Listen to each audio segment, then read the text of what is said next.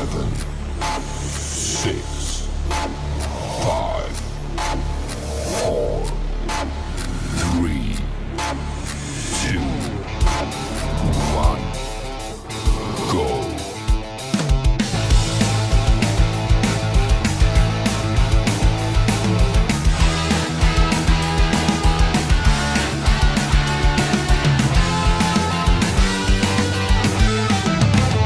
Guitar Stories Podcast, your number one show for everything guitar.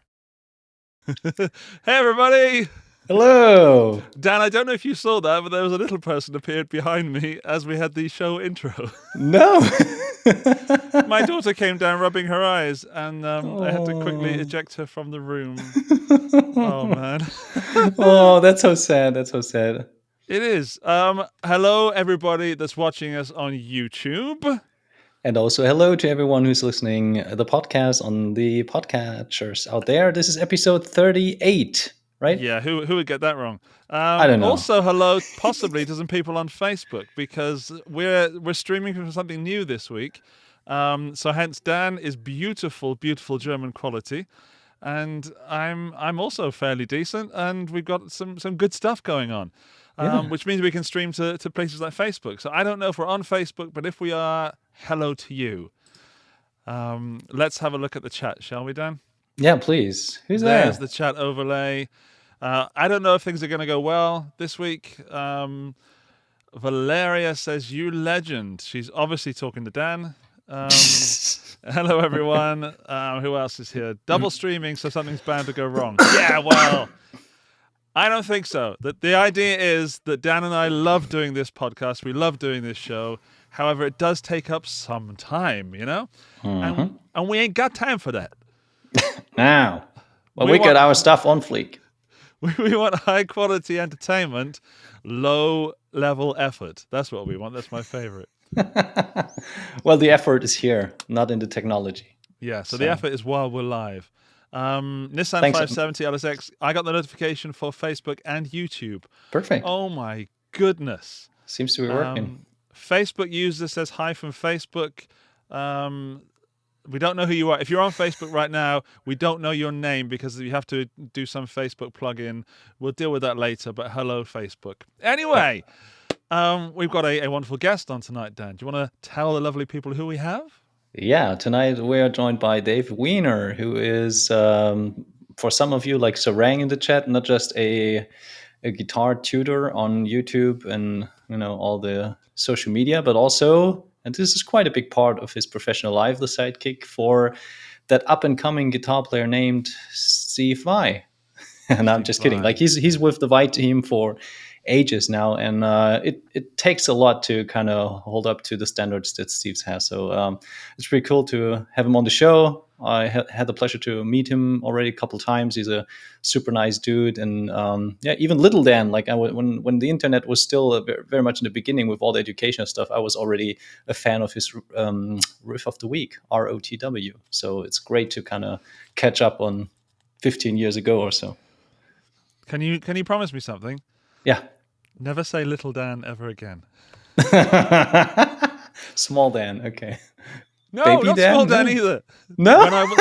When I was young. Okay, when I was young. young Danielson. Young Danielson. Yeah, young Daniel. When young Daniel was learning how to play the guitar, and he's still doing. But Steve and Dave, they were both influences, so it's cool to have Dave on the show here. Yeah. Speaking of new, you want to do the news? Yeah, please. I'm not actually there. I got to press a button. Here we go. Are you ready for the news thing, Dan? I am.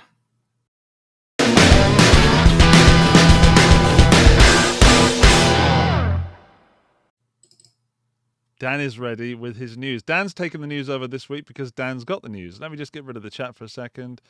There we go. Yeah. Put Dan up the top for you. Dan, Yeah. So what news you got this week?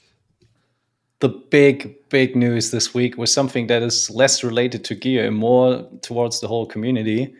And that was actually happening in that nice Facebook group called Ibanez Jampier Universe Family. And with 9,000 members, it's not necessarily the biggest like Ibanez or Steve Vai fan groups, but it's the one that has the man himself, Steve Vai.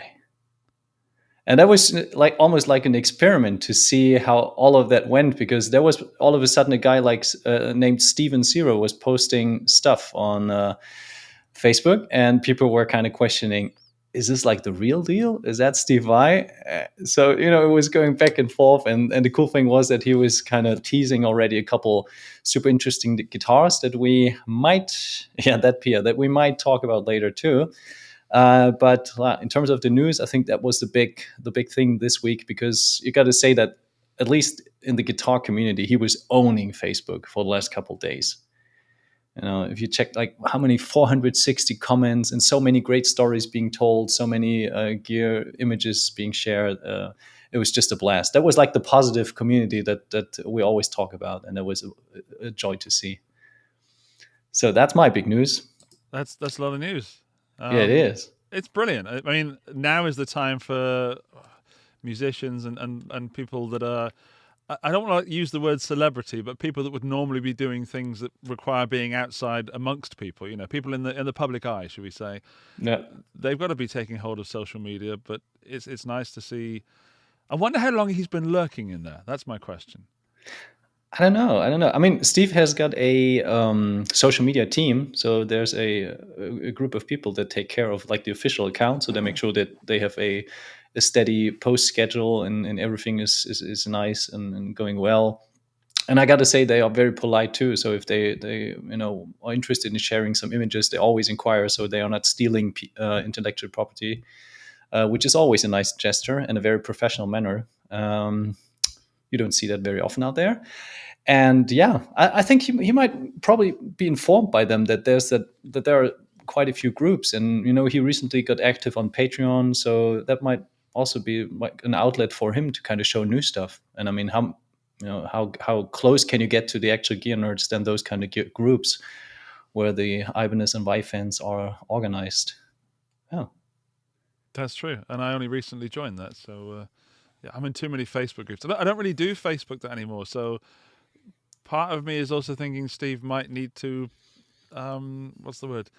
Get with the times. It's nice that he's in there. And what a good choice. But there are other places also to be. I hope he joins those too. Stefan's asking, does he know about this podcast? Dan, does he know about this podcast? I don't know. I mean, we only talk about him roughly every week. Yeah, maybe every other week. So, yeah. Yeah. You have him on speed dial. I have my family on speed dial, so I know when last time you talked to him. I've got Billy Gibbons on speed dial. Oh, there you go, Mr. Fancy Pants. Mr. Fancy Pants. What are you drinking tonight, Dan? What are you drinking? I'm drinking Franconian water, and this show is not sponsored at all by Frankenbrunnen. Okay, spritzig. Yeah. Spritzig, yeah. I've got some news, I guess. If I could, I'll just put myself in the top just there. I'm not allowed to play guitar for about a week because I've got RSI in my thumb, and it's got it's called trigger thumb or trigger finger, and it clicks and is extremely painful. And it's from editing videos, and I use a trackball. Right. That's not very interesting guitar news, but it's very interesting for me and actually maybe viewers of this channel, because I won't be playing guitar, which means I can edit with my new mouse, my new safety mouse, videos that I've been meaning to edit for quite a while. But it's killing me because I've taken in a new guitar, the Acoustasonic Jazzmaster, because I think it might now be safe to post a video of the Acoustasonic Jazzmaster on YouTube. So I've taken that, and I can't really play guitar that well. So that's sad news. Sad news. Steve is a pretty good example of what he did when he wasn't able to play the guitar with his right hand. I walked into that one. He did knapsack. He did knapsack, right? Yeah. I'm going to do one called fanny pack.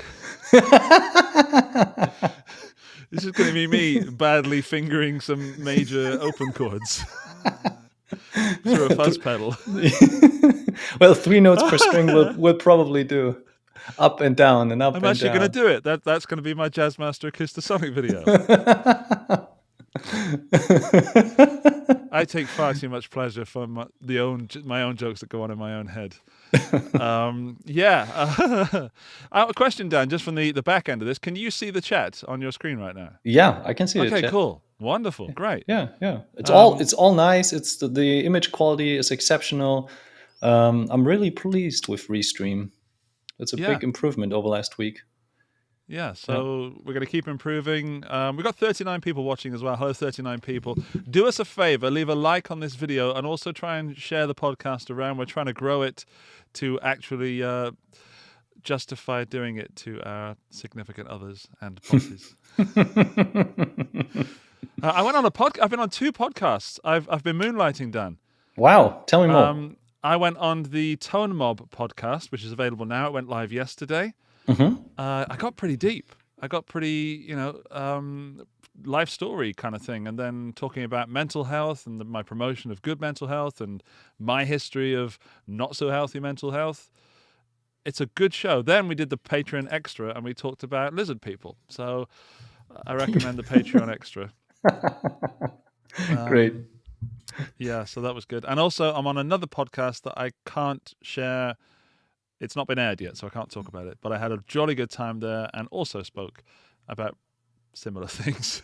Guitars, funnily enough. And I was on Mike, China Mike, CGS on Friday night. I'm all over the place at the moment. But enough of what I've done. I guess we should do what we do. Yeah, does that make sense? I just received a message. I'm sorry to interrupt. I just received a message from Dave who wrote he can't be with us before 9:30. Not an issue. We can vamp. Yeah. I'm telling him like 9-ish.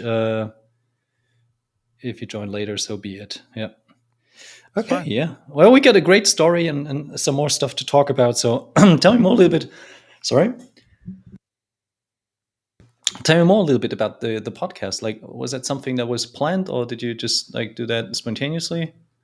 The Tone Mob. No. I've known him for a while, and just never got around to doing it. We're in similar circles. Of course, the guitar circle is generally small, but Blake and I had never really chatted. We met at NAMM once, and he said you should be on the show, and then never happened. Then he sent me an Instagram message, and that was it, And suddenly we were on audio only. That was freaky, but kind of cool. And I was learning stuff for this podcast as well, which is part of my suggestion for doing it with the new system. Because up until right now, I found that I was, pressing buttons and more in producer mode than I was in talking mode. And more in looking than the audio version. So I was feeling kind of sad for the people that listen to the audio version of this. And hello, audio people. Don't feel neglected because I know Dan does and I think about you. So, but I don't like it when we go, oh, look at that. And then you're like, what? Yep. Yeah. So I've kind of been trained, like in the back of my mind, training to talk and describe rather than point and look. So... which is an art form. I mean, it's like, it's if you listen to a audiobook in the car, I think it's really an art form to kind of get those images into your head and to describe that in a way that is very, how should I put it? It kind of describes everything how you need it to see it, but it's not too much in your face. There's a subtlety to it. There's a lot of details and they take time. I mean, not taking time in like Lord of the Rings taking time, because that was way too much time in the books. Just describing. A lot of time just to throw a ring in a volcano. Yeah. Also, if they describe the scenery, it can take up to 2 or 3 pages to just describe like the mountain that is right ahead of them. So, big rock honestly, cannot pass. I've never managed to read the Lord of the Rings. Oh, okay. I could never make it past, probably because of the exact things you're describing. But yeah, what else? The Tone Mob podcast was great. Blake is a very funny, very intelligent, very entertaining person. Loves guitars, obviously. Let me talk for a long, long time. And I had to check once, like, I'm not boring you, am I? And he said, no, it's cool. And I was like, okay. And then, I was worried that I'm going to have a story. And if you want to listen to it, then, Dan and I will do a Patreon extra. But yeah. I thought you wanted to do the paid podcasts, Apple paid podcasts. As long as people give us money, I don't care. Okay, fair enough. They can pay me to say stuff. I'll say stuff as well. Oh, We yeah? might even do Raid Shadow Legends. You know, one of those things. I'll do that. There's a couple of grand in that. No, we ain't gonna do Raid. And we ain't gonna do, hey, willst du tolle Blues-Solos spielen? We got a question from Jason in the chat. Is that Andy's backup throw behind me? No, sir. That is Bob behind me. Bob is... do you want to meet Bob again? Hang on. Oh, I'm attached to the thing. Hang on, I've got to go that way. This is Bob, everybody. And Bob sits there on this makeshift microphone stand on my stool where I sit, which is just here. And he helps me focus my cameras. Nice. However, when the throw starts to get a little bit more patchy on top, Bob's Yeah. going to suddenly end up bald and donating his throw in my direction. Does Bob has a Instagram page? Bob can have an Instagram page. Just an idea. Like one image from Bob's point of view every day, plus maybe a selfie. Do you have any idea how hard I work, Daniel-san? I'm sorry. So The problem is that's a really good idea. I know. That's why I came up with it. You know, Nita Strauss has a page, I think, for her teddy bear and also for her guitar. So I mean, you don't have to necessarily have one for Grogu, but at least for Bob. I mean, come on, it's Silent Bob. Silent Bob. I like this one from where someone's just commented. It's Michael. Hello, Michael. Let Bob do the YouTube shorts. Bob is actually a lot funnier than I am. He's quite bossy though, and quite arrogant. You know what I mean? Yeah, he doesn't really check himself. Yeah. But, we just got a congratulations. Congratulations! You've received 100 messages today with restream chat. Congratulations, everybody! We did it. I love the way Engagement goal Restream met. is. I love the way Restream is selling itself within itself. That's brilliant. Yeah. Just one question, Andy. Do we also have the Guitar Stories logo somewhere, or is it missing on purpose? No, I thought I would bring it in Oh, right. Okay. somewhere in the show when just to have something to do. I miss pressing buttons. He forgot it. Yeah, I forgot. We also have the little videos, the little stings as well. So we could do pick of the week if you like. Yeah, please.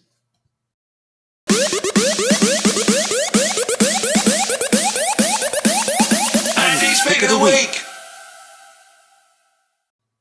That will never get old. This Nope. is my first pick of the week. I have two this week. It's the Magus Pro from TC Electronic. I want to say a high gain distortion style pedal with a fat, classic, and turbo mode. It's a rat, and there's only one video on YouTube, and it's mine, and I'm quite proud of that, and I worked my bum off to get that out just because I wanted to have something nobody else had for a while. Yeah. And it's actually really nice. So for once, I've actually played the piece of gear I'm talking about in my pick of the week. Some very interesting comments, generally speaking, on that pedal. Some, they'll never buy TC Electronic stuff. It's crap. I think they're wrong. Some, do we need another rat? No, but I've played it, and yes, I do. And some were like, that's interesting, and it's only $60. So $60 is not super cheap, but also not super expensive. It's not in the sort of clone $30, but it's only 60 from quite a large company. It's an original circuit, obviously based on other circuits. But to have three rats in one, the Fat Classic and the Turbo, it's got a lot of tones, again, for $60. I'm very, very impressed.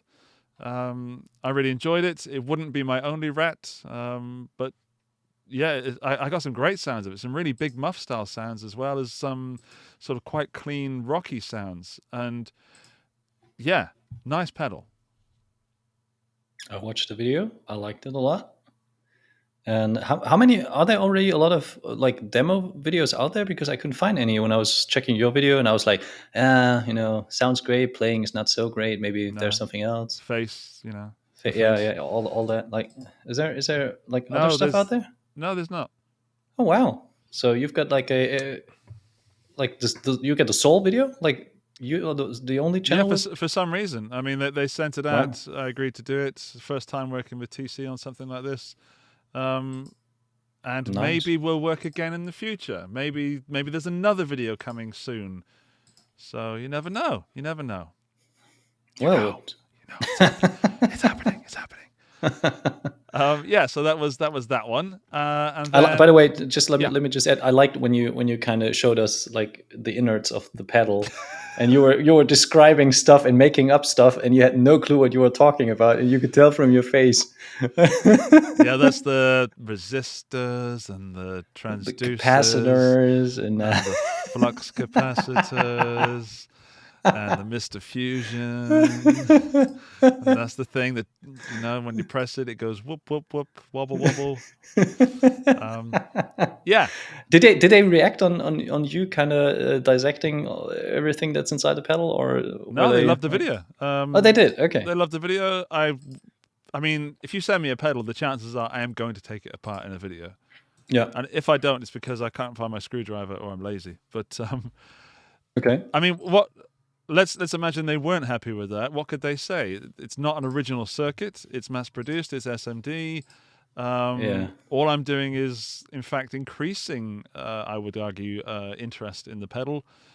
And I will say it's really hard to take apart. So it's very well built. Yeah. And this is the image I was talking about. Yeah, that's me. I recognize that red thing. I know what that is. But the look on your face, that was like, all right, I have no clue what I'm telling you, but it might work. Yeah. Yeah. So, yeah. Well, I'm a geek, not a nerd. I love Yeah. it. I don't necessarily know what's going on with it. Yeah. But yeah. I want to point out that some people in the chat have asked about whether I got paid. I did not get paid for that video. Of course, I received the pedal. They sent me the pedal out. But honestly, I started this channel because I wanted to share stuff with people. And sometimes doing unpaid work is fine with me when I think I'm going to get a good video out of it. Yep. If it was a crappy pedal with, like, I don't know, a chorus pedal that I'm not really into, for example, then I wouldn't do it. But as it's a distortion and I could get some fuzz out of it, why not? Yeah. No, you Anyway, didn't my get paid, second. you didn't get paid for the Ibanez catalog video either. I mean, that was something that was fun to do. So I think there's a balance, especially as a YouTuber, sometimes of doing like Absolutely. favors or doing something that is just like good content, and then doing like the work side of things where you got to invest time and get to learn about the pedals and present them in a proper way. Yeah. Yeah, I just, I wanted to do it. And it's my channel, so damn you, I'm going to do it. My second pick of the week is this, a pedal that I did not get to demo. It's the Polychrome from Walrus Audio, and I checked out Chris Barocci's video, and he makes it sound like angels are swimming around my ears and dancing inside and out of them. Chris is amazing. I love his playing, and yeah, he did a great job with this. The Polychrome is a flanger. In fact, let me do... Where am I doing? This. There we go. I should have done that a while ago. People in the audio version will wonder what I just did. Yeah, so there's lots of stuff going on with that Walrus Audio. I just wanted to show the picture. I really like what they've done with the artwork. That's great. Neon, very, very vibrant neon colors. Is that like a lizard kind of thing? Yeah. Is it like an iguana? Iguana? Okay, yeah. Or could it be like oh my goodness, my English. Chameleon. Like, I know it's not a chameleon, or maybe it is. It looks like an iguana, but don't chameleons change color? Yeah, they do. Hang on, Valeria's backing me up. She says it's an iguana. There you go. Valeria says it's an iguana, then it's an iguana, as far as we're concerned. Yeah. And Sarang says chameleon. It's a pedal for lizard people. Yeah. So that's my second pick of the week. I've only heard it through the playing styles of Chris Barocci, but I think he did a marvelous job, and I think the pedal is brilliant. from Chris's stuff. Someone called Henning's got a video as well, but I didn't watch that. Yeah. Oh, Michael from Hamburg. Hey, Michael, Sandy. Hang on, there we go. Moin, moin. Moin, moin. So, Dan, do you have any picks of the week? Yeah. Usually we try to stick to only like 3 picks, or we recently decided to do that. So my pick is a little bit more comprehensive, but yeah, let's go for it. Dance, pick up the week. Dance, pick up the week. All right. So, Dan. My pick of the week. So this week, a company called Von Willen Design Studio, released a couple of guitars. And they produce guitars that look very, very familiar if you're into like swirl finishes. And they did guitars like this for Yvette Young. They did guitars like this Damn, son. for a guy named Steve Vai. And yeah, they did quite a few. And the special thing is, and that is what I showed early on in the group, is that actually Steve kind of leaked those guitars. He kind of posted about those images, and then from there it just, you know, the whole social media kind of exploded. So everyone was sharing those images, and Sarang knows what's coming. Of course, he knows.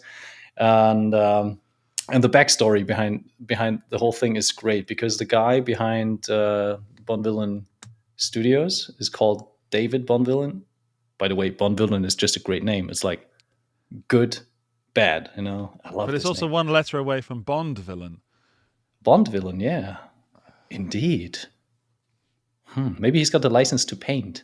Anyways, Can I turn this off? How do I turn this yeah, that's a good idea. Anyways, so he created those amazing guitars, and actually he started with expensive guitars. As you can see here, this is a Gem 77 purple multicolor that he kind of redesigned, because, you know, there are a lot of those old guitars out there. They're now 20 or 30 years old, so there are a lot of those guitars with dings and dongs, and the finish is kind of getting off, and you have scratches on it, and the surface is not nice. So he kind of bought a lot of those like blemished collectible items and refinished those. You know, that's super interesting. And you know, apparently here you can see Steve with his arm already bandaged, probably trying to learn a tune just with his left hand, and yeah, he loved it. So he was intrigued by the craftsmanship and the whole idea that went into that. And yeah, the story behind those guitars is just amazing. And, you know, you can tell that that David Von Willen is really kind of engineering on how to make those colors pop, because old colors like the Loch Ness green or the shocking pink ones, they kind of, you know, under UV light, they kind of exploded. You know, that was just in your face when you put UV light on it. And as you can see on those guitars with the pigments and the colors he's using, that's pretty similar to the original ones, you know. And it's kind of like passing the torch, and pretty much in, you know, probably a time-wise a perfect constellation of Steve Vai kind of moving on to the next iteration of his signature guitar, creating the Pia, and then David coming up with such a unique finish that is inspired by the old swirl finishes, but kind of takes it to a different level. And talking about that, let me just quickly go a little bit deeper into what he sent me. So he told me that he was like into like organic chemistry after college, and, you know, he was always a collector of those guitars. And when COVID hit during the lockdown, he kind of started to experiment in researching what, you know, with the knowledge that he had gained in his professional life, and kind of, you know, trying to figure out how you could develop nice swirl finishes. And you know, he told me he spent thousands of dollars on you know, buying paints, buying you know, creating that paint studio and all of that. And what else did he say? He said, like, during his R&D work, he had some early prototype images, and that somehow made it to Steve through different channels. And then last September, Steve contacted him to say how much he liked it, and that was basically kind of what sparked his interest and kind of put him into the focus mode. So from there, he went and he decided that he wanted to create the swirl Pia for Steve. And now here comes the fancy thing. That guitar that you see is actually a Sundew Gold Pia. So he bought a 3,500 euros limited edition Sundew Gold Pia, scrapped all the finish, made it a nice clean guitar, and then applied his like I don't know how you want to call it, like purple swirl-ish finish on it.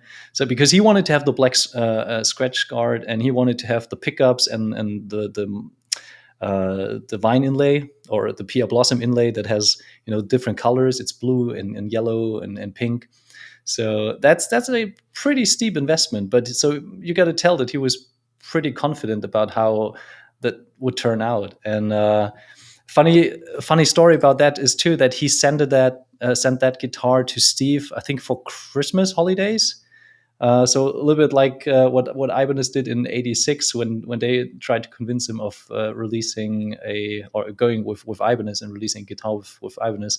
So and from there it kind of just hit the internet, and everyone seems to be loving it. How do you like those guitars?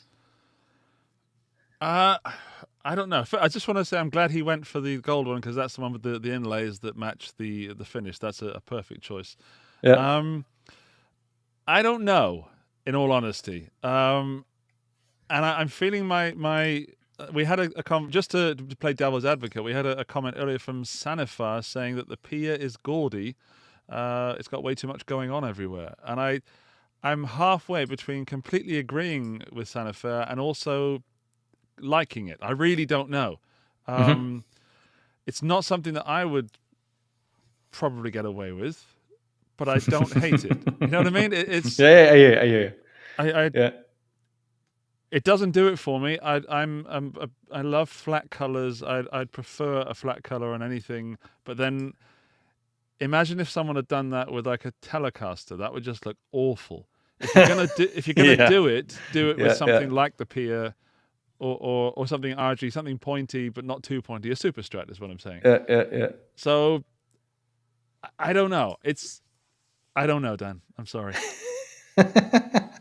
Well, different folks, different strokes. So it's probably not for everyone. But I can remember, like back in the day when the swirl finishes were introduced, not everyone was liking them. A few people just thought they were awful. So and pretty much it's pretty much the same with the Pia. When the first leaks about the Pia surfaced, a couple guys even in the industry thought that it's actually a fake.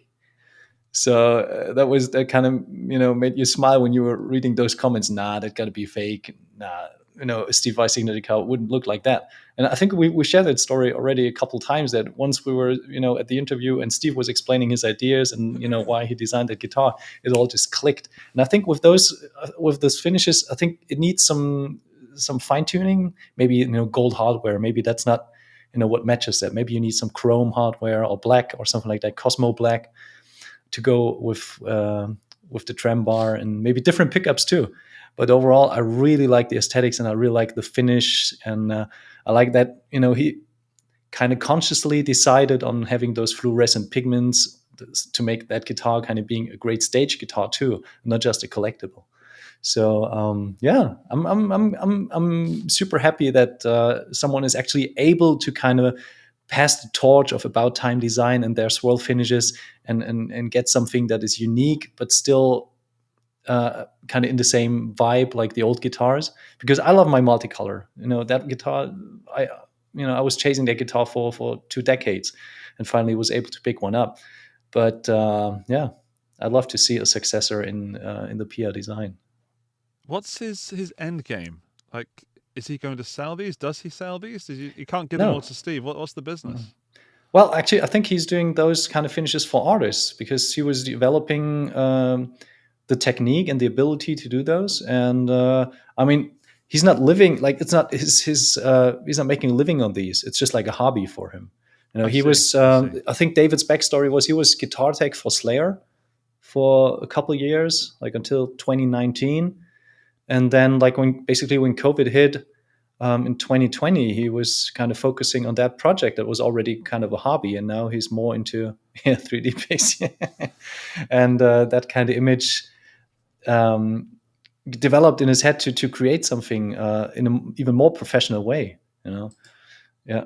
Yeah, I wonder if you stare at it, if you stare at the guitar long enough, if you see something, like those images with the hidden meanings or hidden writings. I don't know. I know what I see.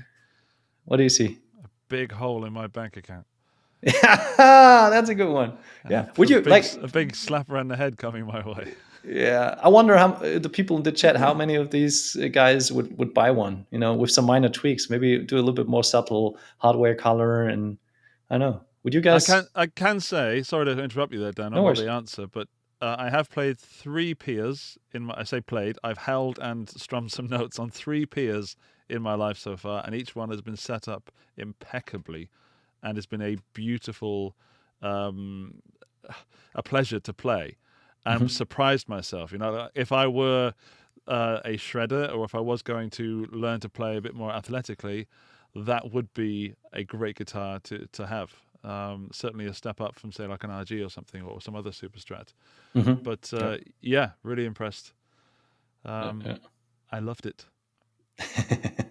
Glad to hear. Yeah. So the good news is we've had our guest join us. Dave is here. He's looking and just adjusting himself. I can see backstage.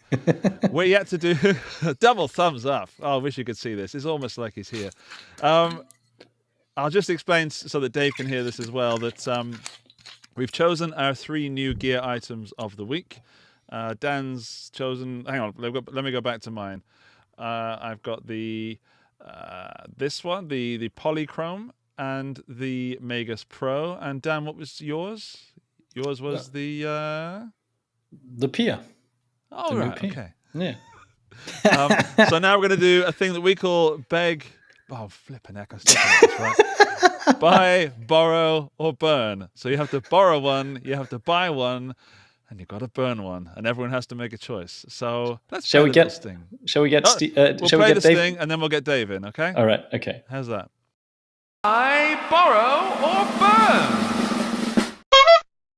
burn. So, buy, borrow, or burn, and Dave's just adjusting his chair.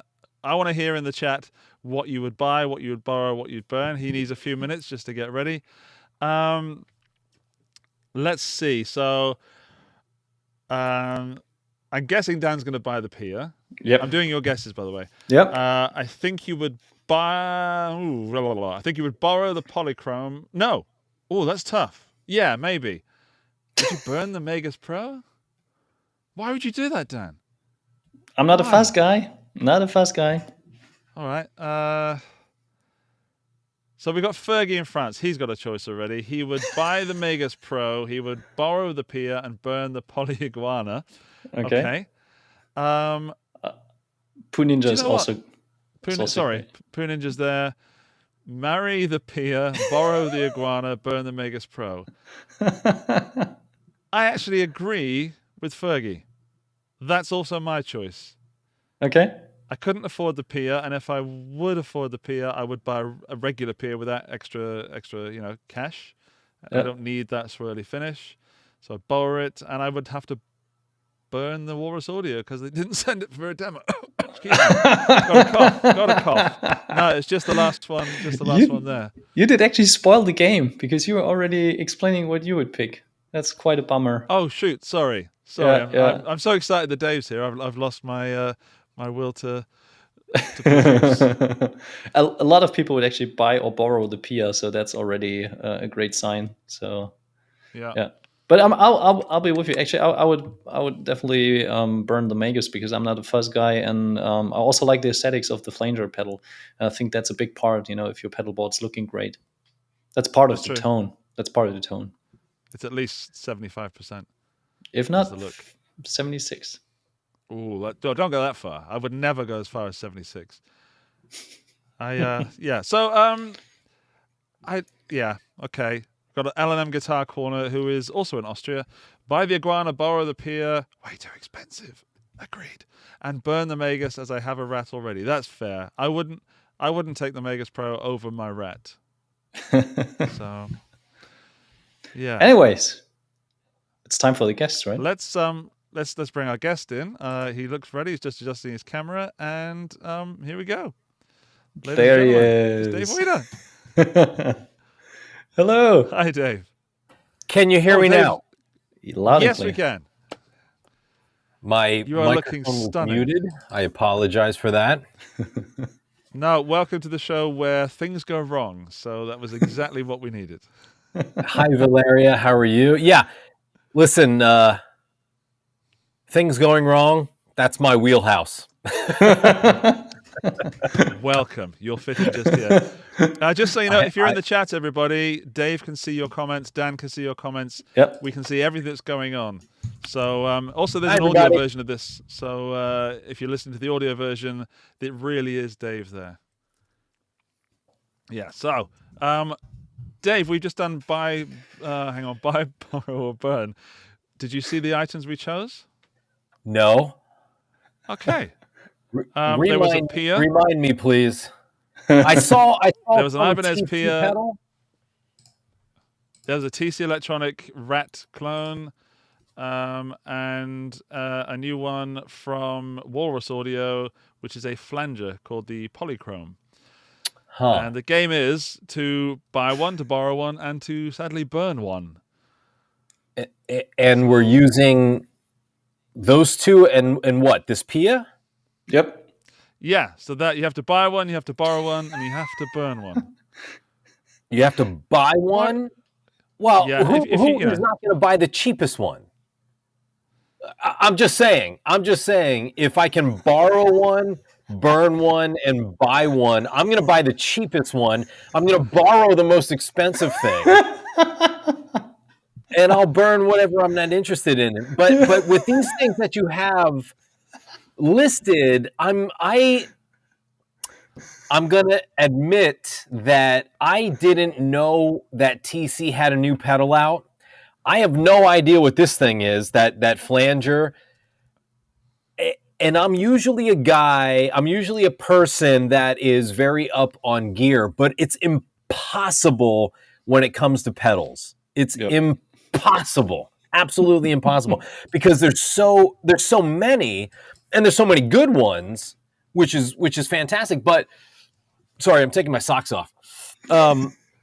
It's just impossible to keep up with things. I had no idea that TC was putting out a rat clone. And I've got an original rat that I never use. So I don't know where that is in my priority list. A flanger, that's a once in a while thing. Mhm. That's pretty low on the priority list. Yeah, That look how Pia- many knobs it's got. Look how many knobs that flanger has. Loads. Hang on.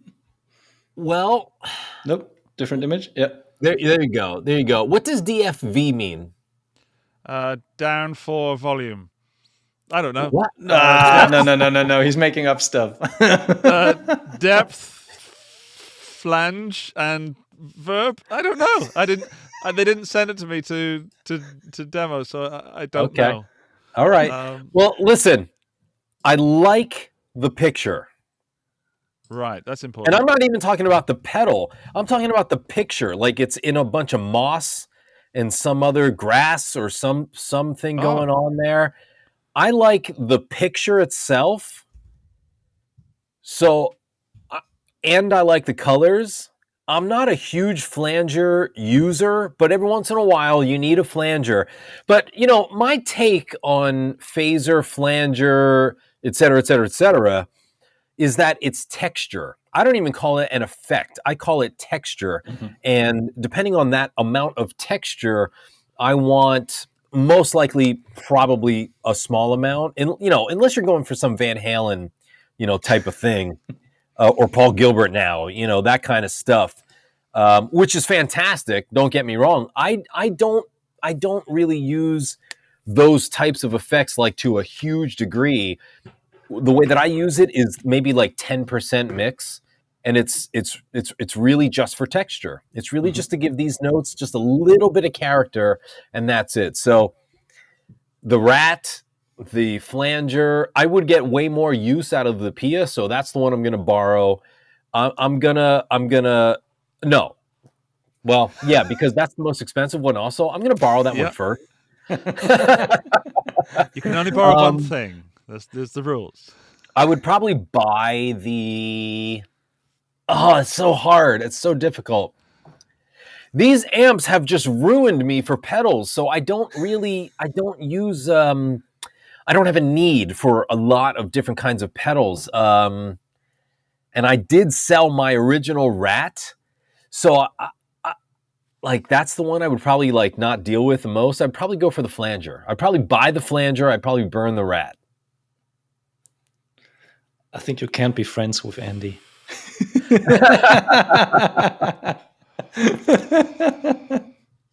All right. So did you know about the Pia, by the way? I think you're entitled to whatever choice. Did I know about the Pia? Yeah.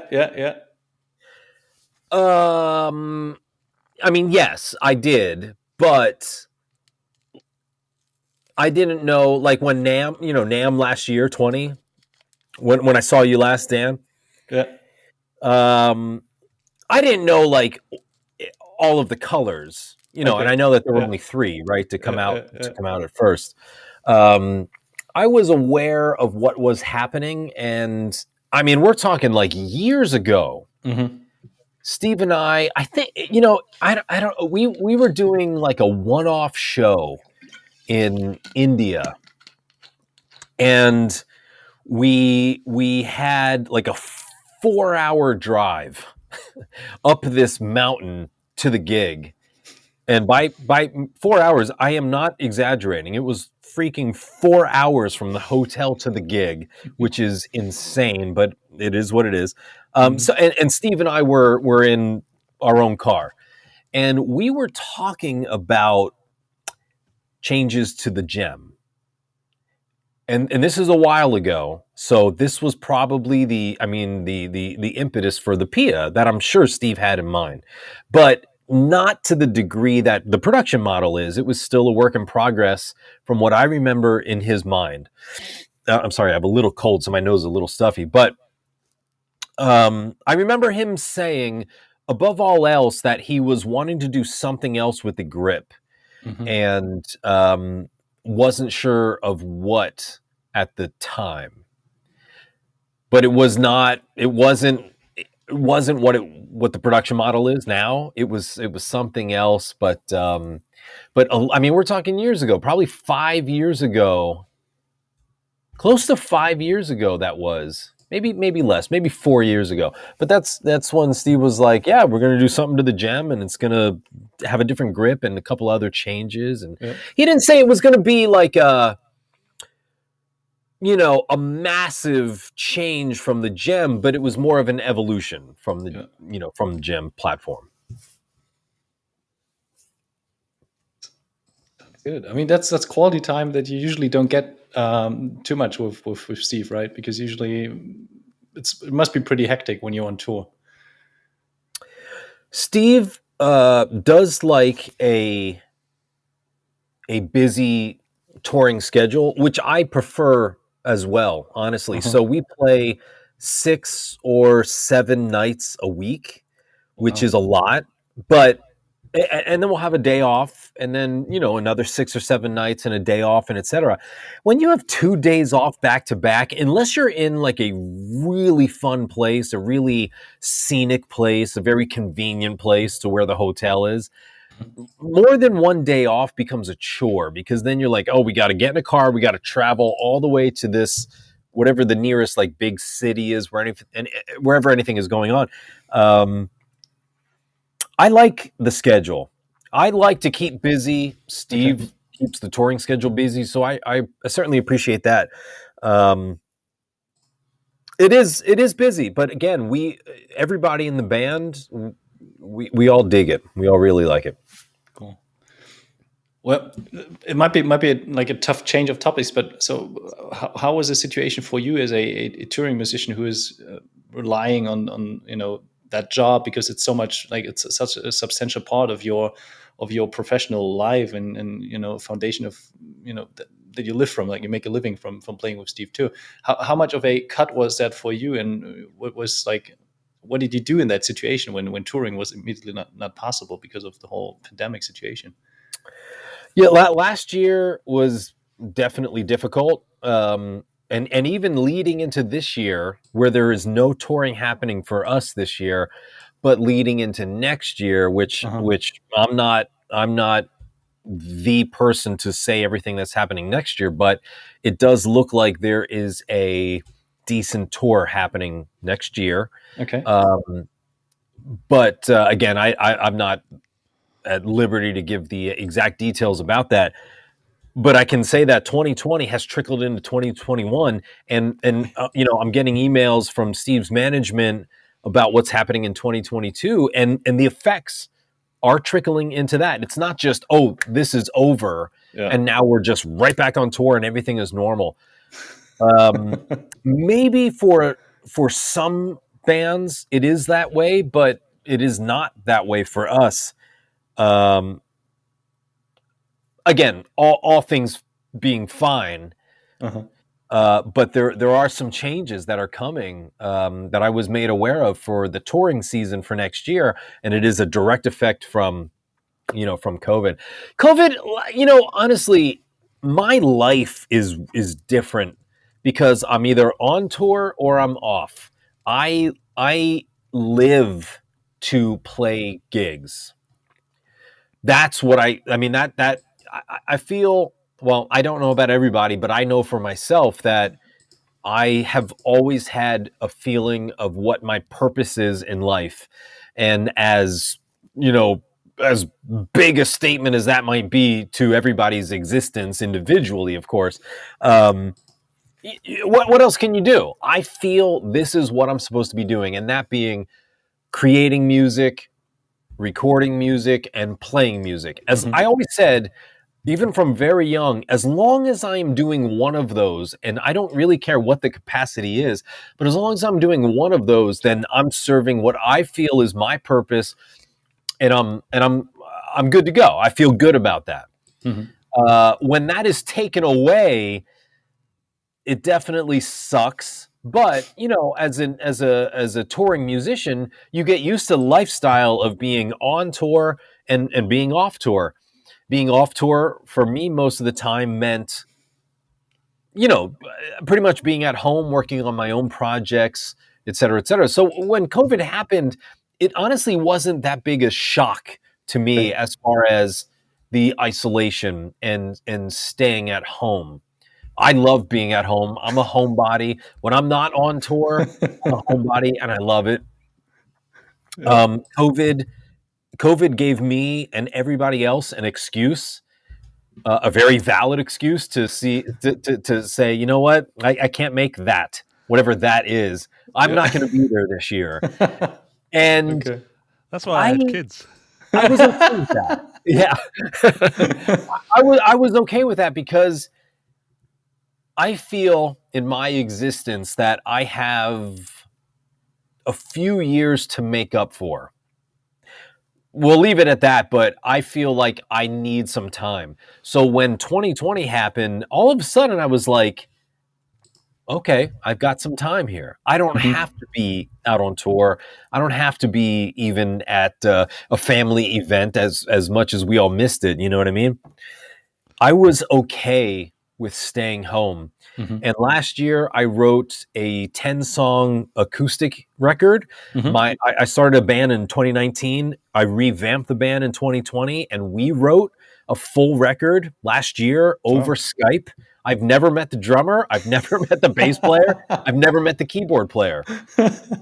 But we finished a full record. Right now we're recording, and we're getting close to sending off our first single to be mixed and mastered.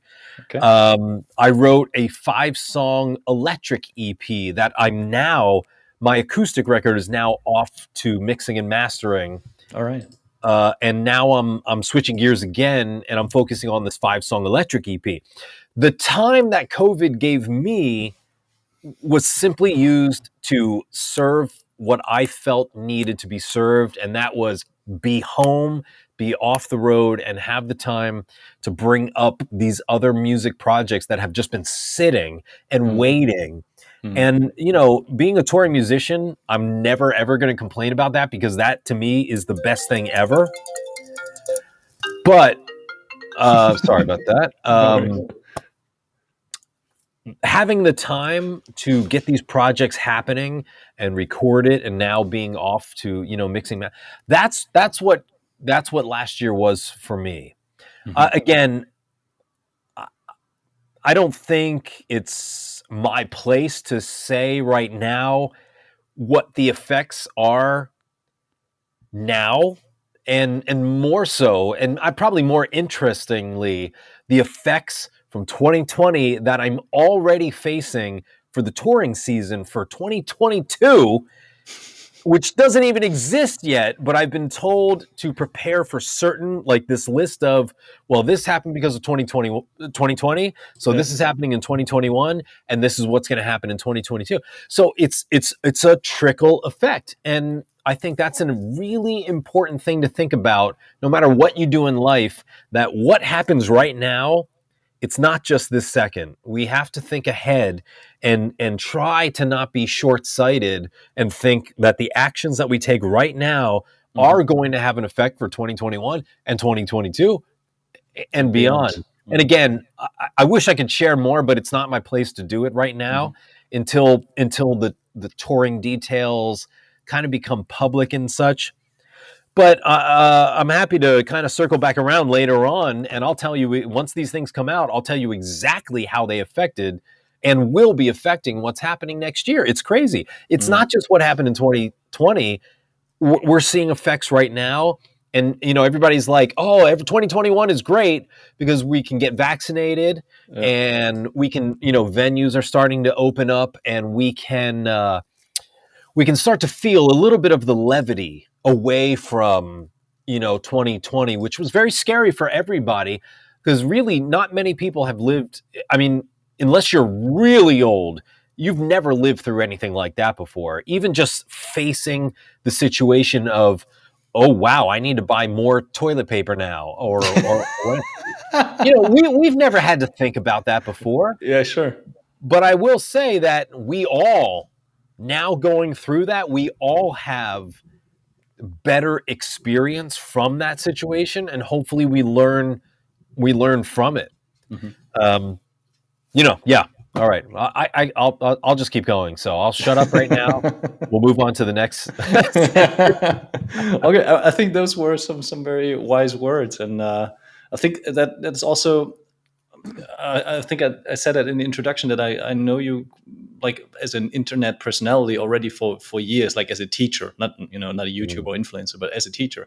I think it has always been part of your practice routine too, to not kind of like play a fast lick or play a fancy chord, but kind of understand how everything is connected and how that chord kind of that lick kind of fits into a chord structure and stuff like that, and kind of to have a look at the wider picture. And I think this is like a way of life, maybe, you know, not just when it comes to guitar playing, but also how to do your daily stuff. Yeah. You know, again, I hate the word teacher. Sorry. Because I don't see myself as a teacher. I mean, if you're going to teach somebody something, in my opinion, you've gone through the real world experience of gaining that experience, of gaining that knowledge to then pass on to somebody else. Basement dwellers, bedroom dwellers, they're not teachers. I don't care how much you regurgitate, and that's what it is. It's regurgitation of knowledge that you read somewhere. Unless you go and get the knowledge yourself, it's not a real teacher. So I don't like the word teacher. I prefer guide or something like that. But I don't even like that. That is why I took all my shit off of YouTube back in 2011. It is why I stopped doing gear demos over a decade ago. And every once in a while, I will sign on to do one if it's from a company like Friedman, or a company that I really you know, I use the stuff. I mean, most of my stuff, these are my go-to amps. They're Friedman's. When they say, I have a great relationship with Dave and Rob and all the people at Friedman. If they say, listen, we've got this new thing, could you do a demo? And listen, I am not a social media person. I am truly not. I was a social media person before social media was a thing. Yep. But I took myself out of the arena, so to speak, because I didn't want to be a social media person. There's nothing wrong with that, and it is awesome. And guess what? If you're going to produce music, you got to be a social media person. If you're going to produce anything, you have to be a social media person because it's part of our job now. Because you can be the best player on the planet, you can have the best product on the planet. If nobody knows about it, you're screwed. So you have got to be awesome with marketing. And what is marketing now? Social media for the most part. So it is an awesome thing. The playing field is very level these days. But it comes down to a battle of time. Where do you want to spend your time? I want to spend my time, and I realized this last year. It's another silver lining of 2020. 2020 came, all of a sudden everything was canceled for the year. I was like, oh, okay. What am I going to do now? Gitopia, my guitar education website, sure, keep that going. I'm happy to have established that many years ago because it's a pandemic free solution. You know, no matter what, that's going to exist. You can do it at home. You don't need to be social, blah, blah, blah, blah, blah. So I was happy about that. However, 2020 showed me, all right, 2020 is going to come and go. What the hell are you going to get done? Are you going to get more Gitopia stuff done? Great. But that's not why I'm alive. That's not why I exist. I exist to play music live. I exist to produce music and get it out. And all of a sudden, 2020 comes around, the pause button is hit on everything for every musician. And I'm looking at this year saying, all right, well, what am I going to get done this year? And I realized I haven't gotten shit done in like a decade. I haven't gotten anything done in a decade. Why? Because I was too focused on Gitopia. I was too focused on this side hustle, this passive income, which is awesome when you're on tour earning an income, and every day you're earning this passive income as well. Listen, there's a reason Steve Vai started Patreon. There's a reason that every freaking guitar player and musician is doing side hustles now. It's because we have to. Yeah. And that is awesome because now we have more avenues than ever to do that and do it easily. Not easily, because it always takes effort and time, but that's the thing I'm saying. You got to choose where to spend your time. 2020 hit, and immediately I was like, oh my God, I haven't put out a record in a decade almost.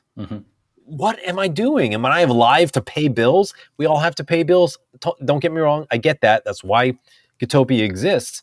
But all of a sudden I was like, wait a minute, it's almost been 10 years since I put an acoustic record out.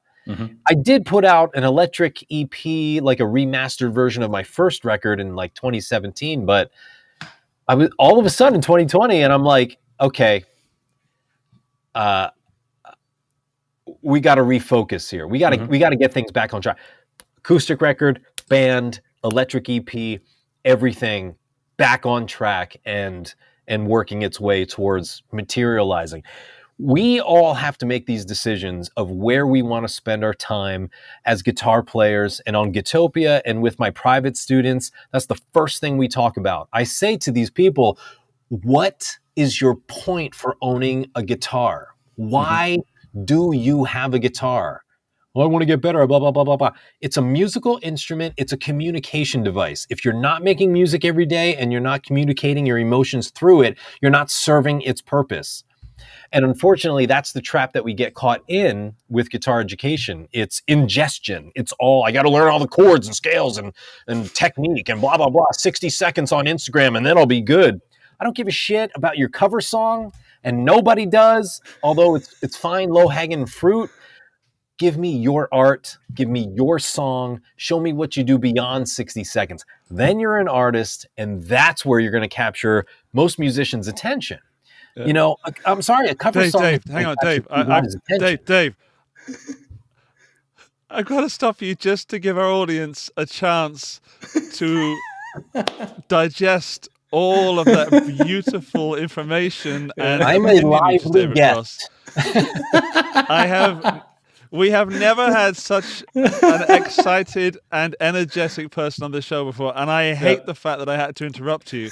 But It's all good. there were I so understand. many nuggets of information wisdom. there that I want to give the audience just a little second. You're talking faster than the chat is streaming. I know. And you covered so much stuff that mostly I agree with, but also I feel inspired by. And I like that you're not here to make people think that you're a nice guy. You're here to make people think that you're saying what you think. Not that I'm not saying you're not a nice guy. Not that I'm not saying you're not a nice guy. There was a message in there somewhere. What I mean is, you're not filtering anything. I really think we're getting the real Dave, and that's really, really cool. And I really, really appreciate you coming. What's the consequence? What's the consequence of just simply speaking truth through experience? Again, that's the only thing that I know. That's the only thing that I can do. I do have a filter. Don't get me wrong. I'm not gonna call anybody out and say anything, blah blah blah. But yes, we can answer some questions. We can get caught up with the audience. I'm just here. You guys tell me what to do. No, I didn't want to stop you. It's just as I said again, there was so much, and I was having trouble taking it all in, and I want to. I mean, there was enough for like 6 episodes there. I was making notes like for the next I could 6 see Dan episodes. making notes. Yeah, I was too busy coughing off camera. But sometimes I'm sitting here thinking, what the heck am I going to ask this person, or how are we going to make this last?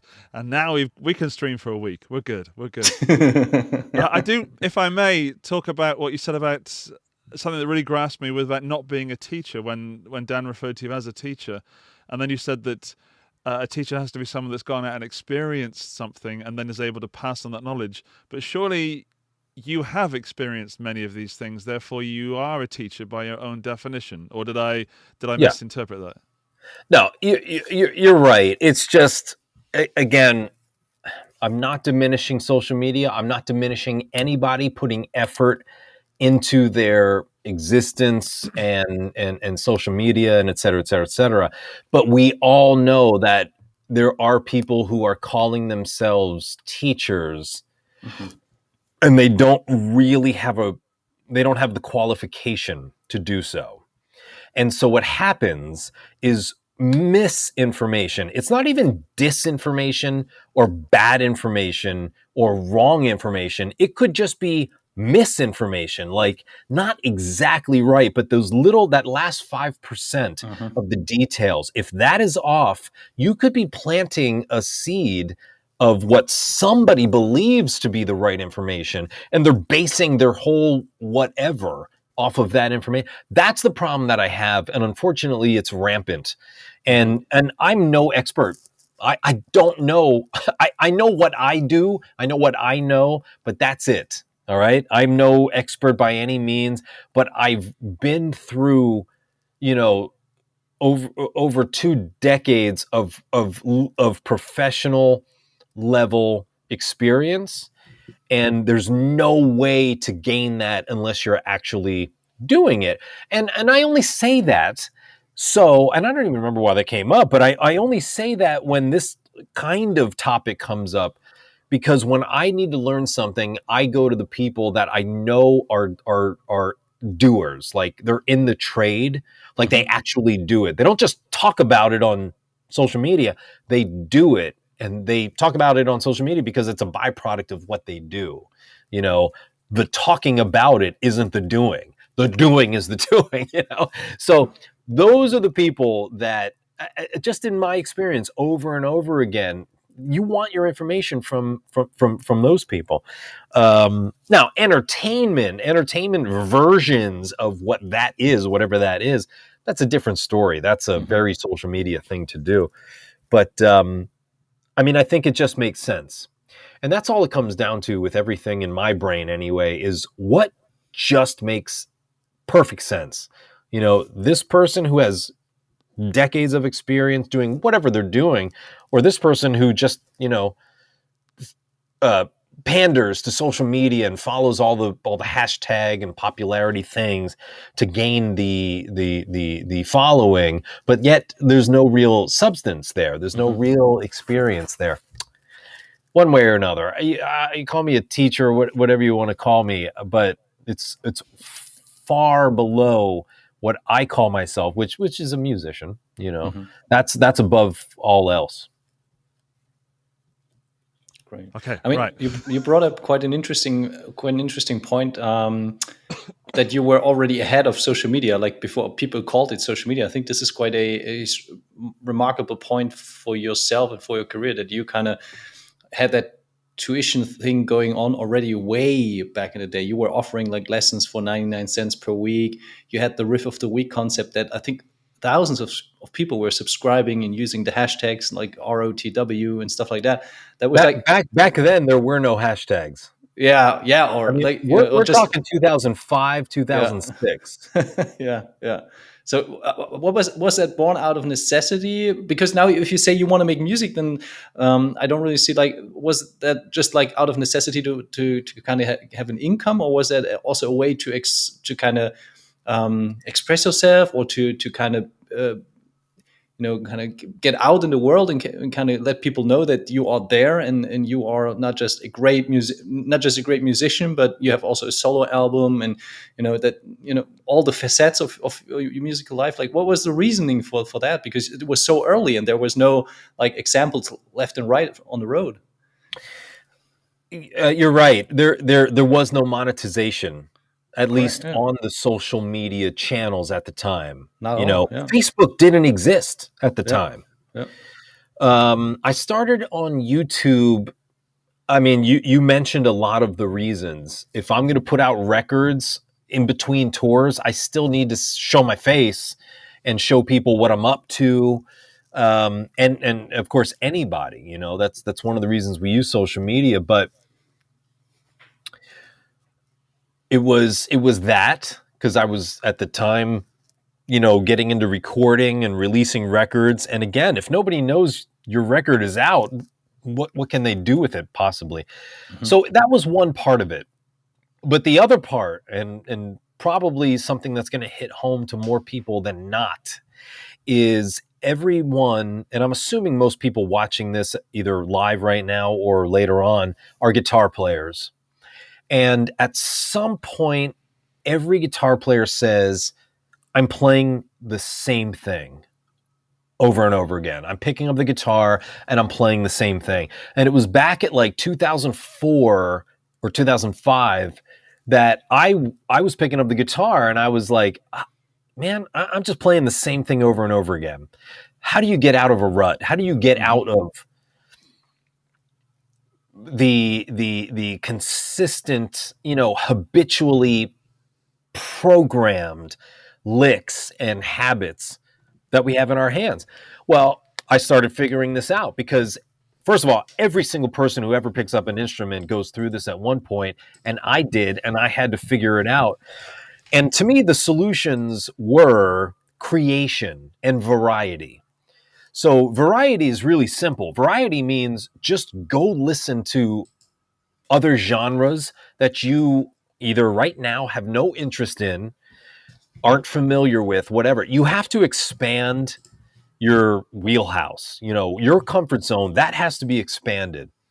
Or else what happens? You stay in your wheelhouse. You stay in this comfort zone of the same thing over and over again. So we have to constantly be expanding that. And it's not to say that we have to go and learn jazz and become a jazz master or a funk master or a country master or whatever it might be, unless you're Guthrie. Guthrie did all that and became a master of all of it at the same time. There are not many people in existence, and that means previously existed or will exist, that have the musical vocabulary. And I'm not even talking about guitar yet. I'm talking about like somebody like Guthrie, who was such a student of music. That's how your mind expands. And then when you take those ideas and you put it into your guitar playing, your habitual wheelhouse just expands. And again, we don't have to become masters of all of those different things, but if you're never aware of them, if you never give them a little bit of time, then you don't go into funk and get this thing happening and bring that back into your wheelhouse. And you don't go into jazz and learn about chromaticism and the beauty of the outside colors, the outside notes, and bring that back to your world.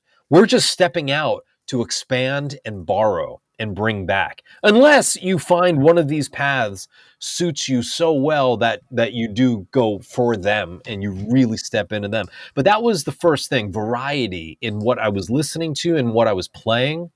And that really, really helped. The other thing was creation, and that was songwriting. Three things. Songwriting. Songwriting's a different skill set. You know, being a guitar player, and even a good guitar player, still doesn't mean you know how to write a song at all. It's a different skill set that we really kind of have to dive headfirst into. And if you ever want to expand and progress as an artist and musician on any instrument as fast as possible, just start creating. Just start writing, and you will discover all of this amazing stuff that will then feed back to helping you become a better player. That's one thing. The second thing was improvisation. To me, I do it without fail on a daily basis, because improv is the most challenging thing that we can do as musicians on any instrument. Again, anything. Go on YouTube. And this is why on Gitopia, we create a new jam track every single week. It's that important. We constantly have to be in these musical situations. So if nothing else, go on YouTube and search for whatever you want in a backing track, and it'll come up. But then can you answer it? You know, a jam track, a musical situation is feeding you what? Key, quality, genre, meter, tempo, feel, et cetera, et cetera, et cetera. It's feeding you all the details that you need. But the question is, can you answer it? Can you spit back out your creativity to answer this musical situation? It is an amazing challenge. And I always hear all the time, I didn't have any time to practice today, blah, blah, blah.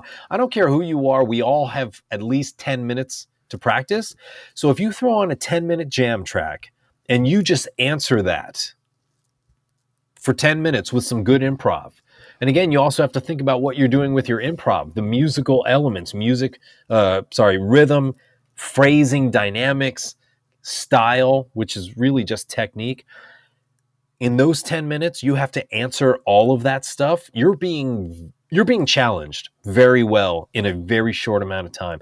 It's like high intensity training, songwriting and improv. But to boil that down even farther, I'll give you number 3, which was, it has to go along with the two of them and mostly creation, is I felt like I was playing the same licks all the time, which every guitar player does. At some point, again, every musician, but speaking for us, every guitar player at some point, they're like, I'm just playing the same lick over and over again. How do I get out of this rut? Mm-hmm. You have two options. One, you can go and learn a whole bunch of licks from wherever. Books, when I was growing up, books, videos, your teacher, great. On Gitopia, I still make this a prolific thing, and I call it now the lesson of the week. It's not a lick, it's not a riff. It's a variety of different things, but it's something that says, oh, you're learning this week? Let's use it. Because that's the most important part, is using what you're learning, you know? If you want to get out of playing the same thing over and over again, stop playing it. Write something else. So again, you can do it two ways. You can learn by example, but better yet, you can create. Because when you create, you're not concerned about how it was done by that person. And like, I got to play it exactly right, like that person did. That's a great example. But when you create, there's no limits, but at least it's creation. At least Mhm. it's originality. And you're saying, I always play with legato. So guess what? Stop playing with legato, play with something else, but write some sort of lick that is new and don't move away from it. Use it every day to really get it into your hands.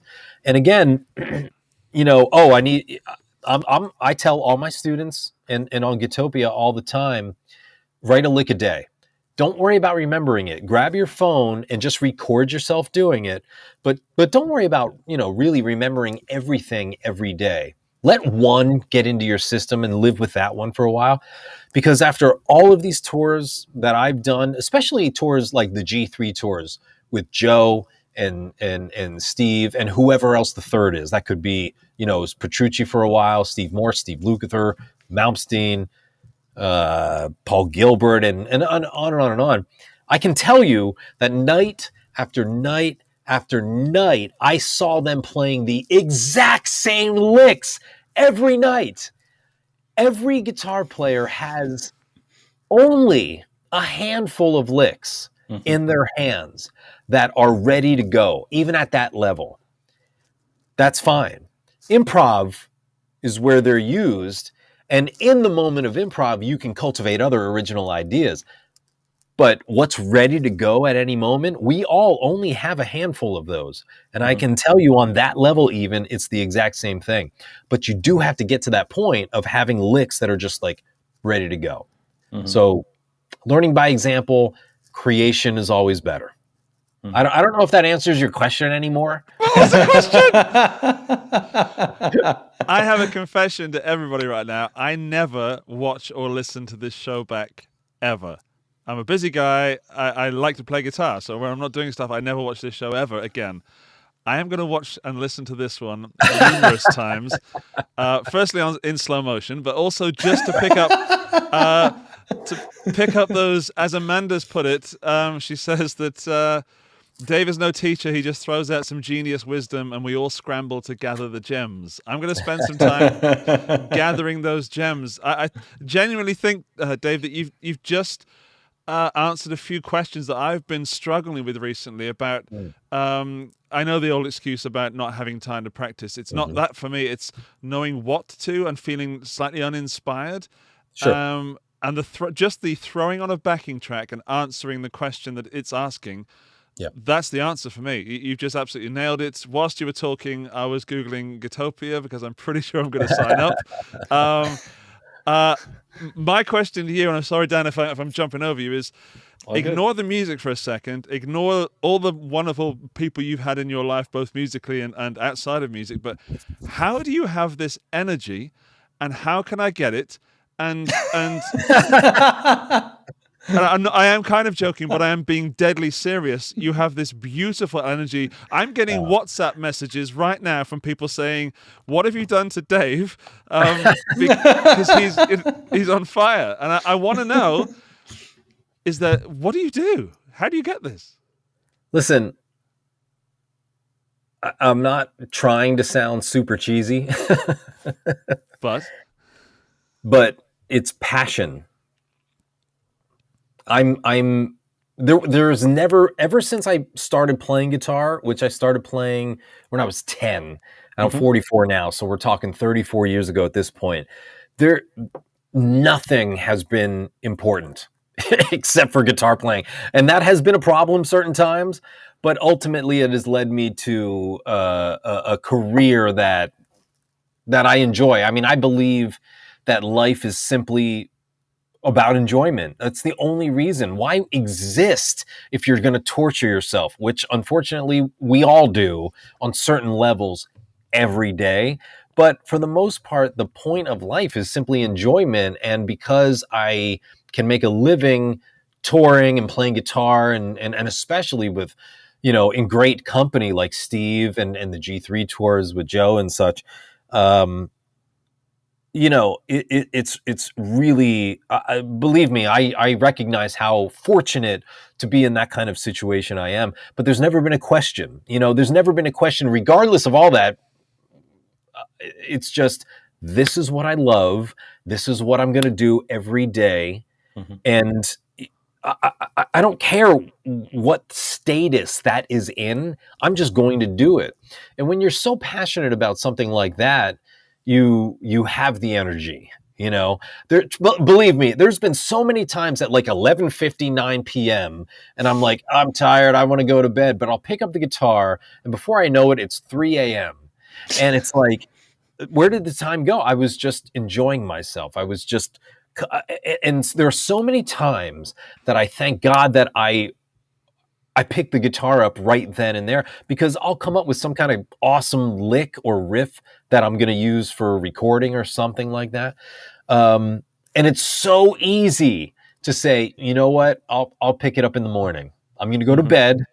I'm going to pick it up in the morning. And guess what happens in the morning? Something else to push it off a little bit more. And we can't do that. If you have the passion, there's no excuse. And you don't need an excuse, I don't need an excuse, and I know that Steve doesn't, and I know that most people who are just so passionate about what they do, believe me, I would love to go to sleep right now for like 20 hours. But when it comes to like, having a conversation like we are here about guitar, and also how to get people better with the guitar, and not even better with the guitar, but have a better relationship with the guitar. That is never talked about. And we all have felt it. We all have felt, I love this thing, I hate this thing. This thing is causing me so much joy. This thing is causing me so much misery. Yeah. Why? It doesn't have to. It doesn't have to at all. You have to put the expectations in check. Sorry, there was a lot to come out. You have to put the expectations in check, but you also have to work for what you're trying to get out of it. So like, Andy, you said, sometimes I feel like I'm in a rut, and et cetera, et cetera. You have to go back to the one fundamental question for yourself, which is, why do I play guitar? What do I want out of this?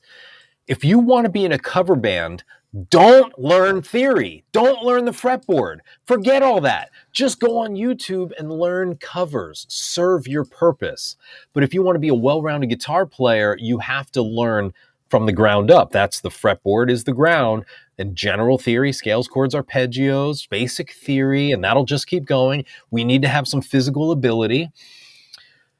But above all else, none of that means anything unless you know how to use it. And that's why we have to live in that musical situation. Anything you're practicing, you need to use it musically immediately. You got to get on a jam track and make sure you can connect with it. Put the context into put the content into the context. Mm-hmm. And you have to keep going from there. But the whole workflow, if you want to call it that, is a mess for most people. They don't know what to practice. They don't know why they're practicing. They don't know why they own a guitar other than it's cool.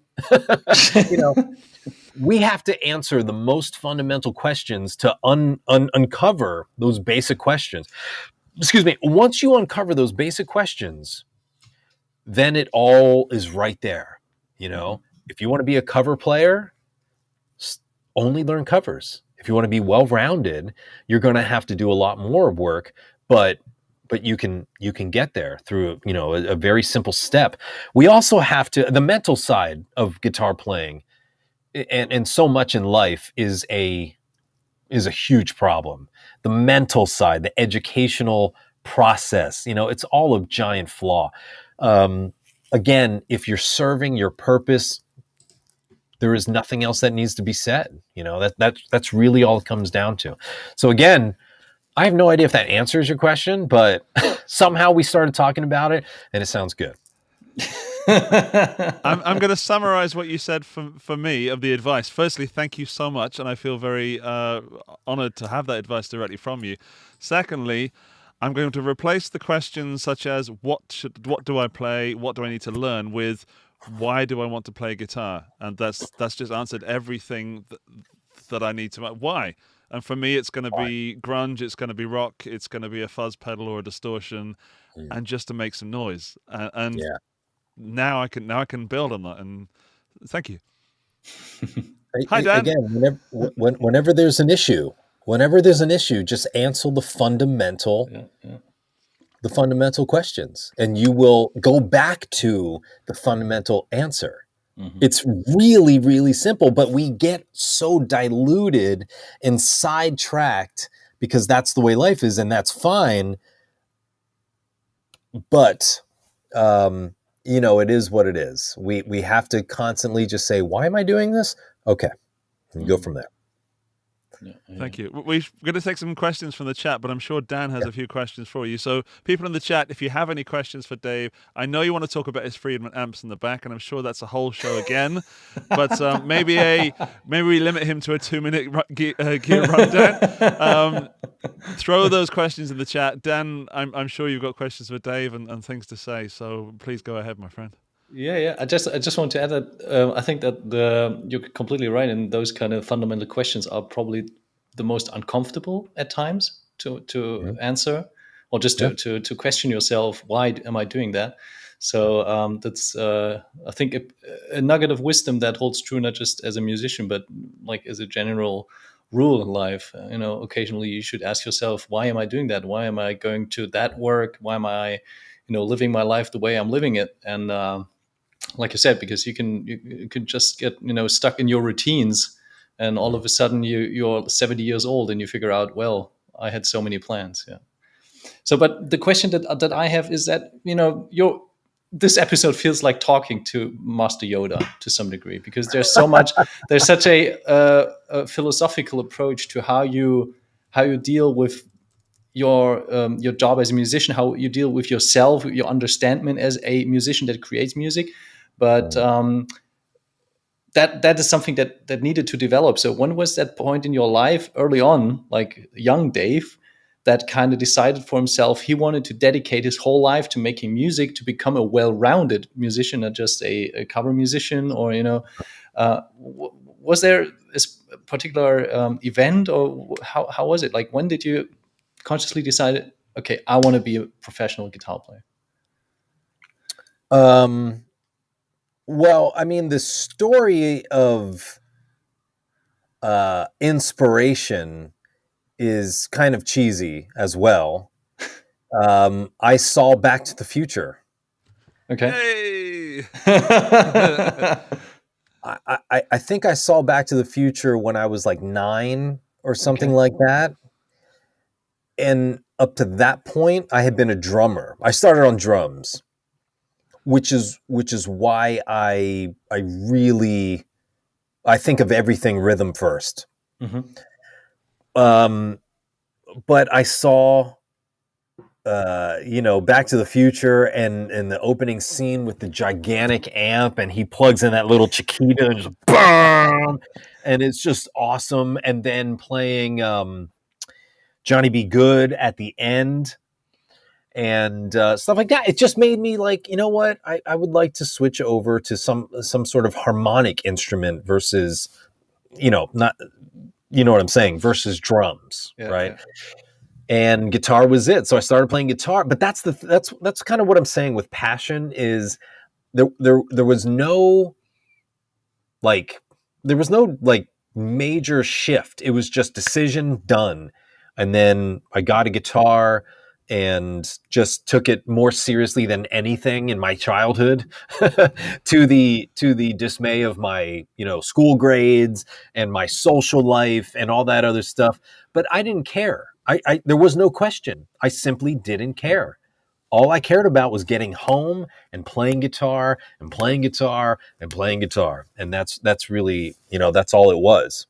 There wasn't, I have a saying in my life that if there is a question, the answer is no. And that means if you're questioning, like, well, what do I do here? Do I go back? Just constant back and forth. That means the answer is no. That means you're not ready for whatever that thing is. Now, we may be, because humans live in a fear-based existence, which stops them from even trying so many things, which is absurd, but I get it. But we do have to push the fear to the side because there's nothing to be afraid of. But when that is to the side and you're just making these clear decisions, there wasn't any second thought about it. And when you don't have to question anything. The answer is yes. The answer is just, I know what I'm going to do. I want to play guitar. Boom. And that was it. I'm going to try and keep my answers short because I know there are a bunch of questions over here. I don't want you to, but I kind of have to ask you to. Dan, what did we do by having a 1.5 hour, 2 hour show? We need more. So, Dave, if I may, thank you for offering to keep those answers quietly short. So we're going to run through the questions. Sure. First from Luke No Hands. Are you ever going to do online lessons in the future? I mean, what do you mean by online? Not offline. Because right now I do teach private lessons via Skype. Everything in my brain, for better or for worse, goes into Gitopia. Mm-hmm. So instead of YouTube subscriptions or Patreon, Gitopia is that. It's just I built it, and I built it a while ago before those things even existed. But that exists, okay? I swear to God, I am trying to be better with social media. Last Wednesday, I went live on YouTube and Facebook for a little bit. I gave a free lesson in the form of what I do, the lessons of the week. And there is a form to that I do. That was a lot of fun. I'm trying to do more of those things, just live social media type things. I do not plan anything. I don't record anything as far as videos are concerned. I'm done with all that. Everything now is just live, because if you have to script and rehearse and take 1, 2, 3, 4, 5, it's not in here. You should be able to hit go and do. And that's where I live. I don't, for better or for worse, and sometimes it is for worse, but that's where I live. So now all the events on Gitopia, they're all live. Anything I do on Facebook or social media, that's all live. All that good stuff. Live events or online lessons, it's all happening. It's always been happening. I just am not a social media person, so a lot of people don't know it. But it is there. How do you deal with the time discrepancy across the globe? Like, if you do a live event at let's say 9 p.m. Berlin time, that might be a little bit too early for someone in the States, whereas the Japanese already in bed. So how do you deal with that? There's no good answer to that. You just have to. I mean, if you want to, you could look at the analytics and you could see who's really watching at given times. But ultimately, you can't please everybody with people tuning in from all over the world. So, for example, on Gitopia, I was doing the lessons of the week live 2 p.m. Eastern time, Philadelphia time, on Wednesdays. And that's fine, because it's not too late in the UK and Europe. It is late in Asia. It's the next morning in Asia, so that sucks. But there's no way to pick the best time possible. I just have to kind of pick what's working for me. I did just switch it to 9 p.m. Philadelphia time. So unfortunately, that does screw the UK and Europe for the most part. It's good for Asia and Australia. But again, I wasn't even thinking anything like that. I needed to move it to later on my Wednesday. Of course, the good thing is it's all live, but of course it's all recorded and it's all archived, and you can just go and watch it. All right. Okay. On demand at your leisure. Okay. Question from the chat. Thank you, Dave. Obi, what do you hope for the future of the culture of guitar? Is that for me? That's for you, yeah. They're all for you.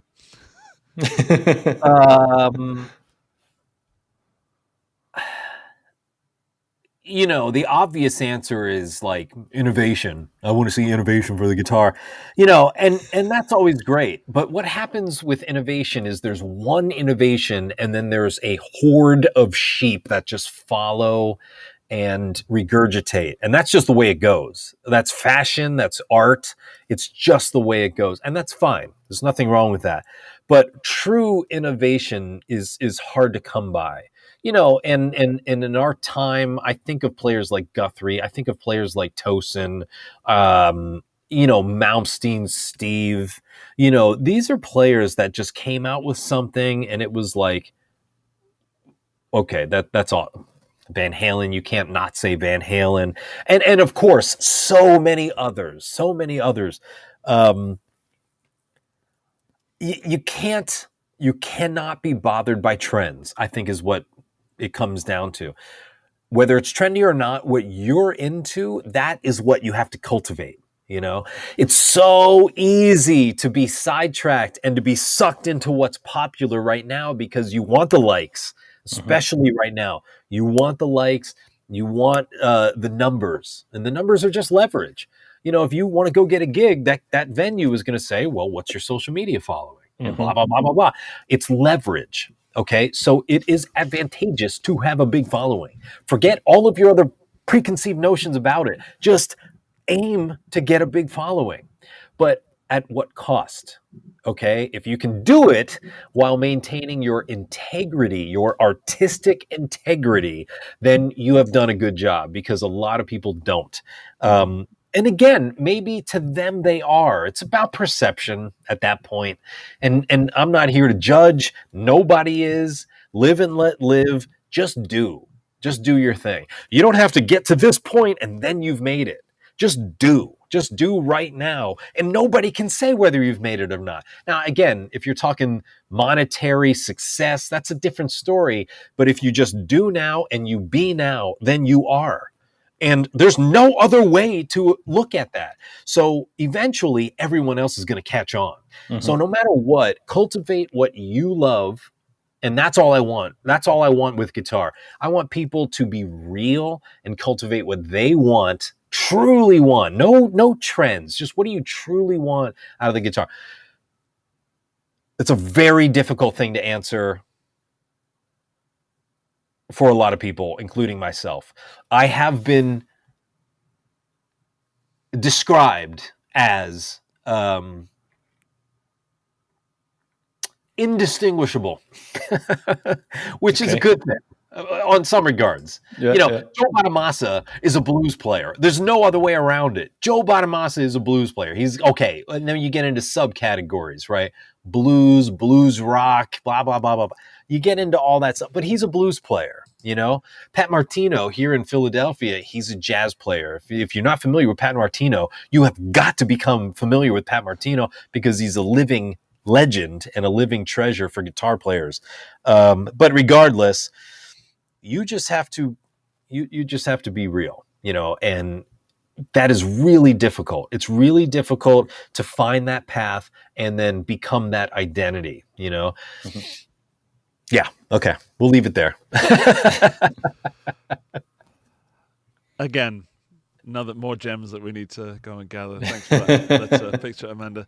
That's all I'm here for. You're answering most of the questions that are coming up in the chat. I feel that some of the questions you may have been asked before, so I'm trying to find the new ones.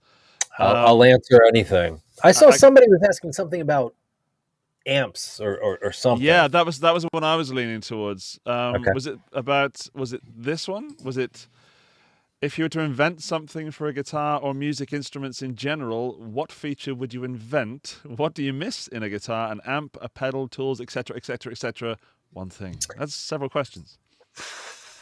That's tough.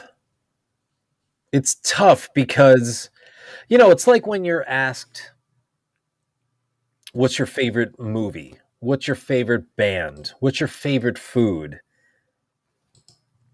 It depends on the day. It depends on my mood, Unfortunately, unfortunate or whatever, that's how I live. I don't sit at home and eat the same thing every day because it's my favorite. Whatever my mood is that day will determine what I eat, what I watch, which guitar I pick up, etc. So it's really difficult. I don't think I'm missing anything, until I find a need for something like, single coils on a Strat, or I need humbuckers from a PRS or a Les Paul or something like that. and I'm sure there's an answer, a question about amps. These amps give me everything I need. I've got a lot of amps back here, and this is only half of them. You can't see what's happening over here with more heads and more combos, but this amp is the only constant. It is the thing that I play through all the time. But everything Sorry, Dave, else, for the people that listen to the audio version, what amp is that behind you? it is a Friedman Small Box 50, and I run them in stereo through a few or two cabinets. But it's a really interesting question, but I don't have a direct answer for it, because I can usually satisfy whatever need it is by simply picking up a different guitar that day. And in recent years, let's say the last 10 years, I have really grown to rely on and really appreciate the guitar to amp relationship and cab. The cabinet and the speakers you choose are very important. But what has become less important are pedals. I still use them. I always have at least some sort of delay, some sort of reverb, some sort of boost, some sort of overdrive, and some sort of fuzz. Those 5 pedals are always on my board. I may not use any of them. Well, delay and reverb are usually always on, depending on to various degrees. Overdrive, boost, fuzz, I may not use them for months, and then I might use them every single day. It just depends on what the needs are. Thanks, Dave. Yeah, it's I guess when you found something you like, then fantastic, and I hope one day to satisfy my needs in that area. Dan, I think we're about to wrap it up. Yep. I would like to keep Dave for as long as possible. I'm waiting for Dave to actually come down from Top Gear, and it's not happening. So, Dave, I have to say thank you personally. Forget the show, forget the YouTube channel, forget everything. Personally, thank you so much for reigniting my passion for guitar and giving me the answer that I didn't know I needed. Thank you. You're very welcome. I didn't know I was even providing an answer, but there you go. I think a lot of, yeah. I was about to say it was. I think a lot of nuggets of wisdom and a lot of inspiration, I guess, for a lot of the people, either on the live stream or on the podcast, something to question themselves, or something just to pick some of those nice things you said, or even the things you questions, and kind of transfer that into your own situation, and kind of reflect on where you want to go and what you're doing and why you're doing things. And just to wrap it up and kind of go back to the very beginning, this also why I was a fan from the very start is that you said you're not an internet personality, and I can totally accept that. But what I always felt is that you were the guy that was providing lessons and backing tracks, etc., that had substance, and they were not flashy and clickbaity. They were just there for the purpose of making music, for the purpose of developing and evolving and kind of honing your skills. And you were kind of providing some guidance. And maybe this is like a better word, because you said you don't like the word teacher. I think you provided a lot of guidance for a lot of guys, me included. And that's also why I wanted to say thanks, because like I said, you were at the forefront, like when social media wasn't even a thing.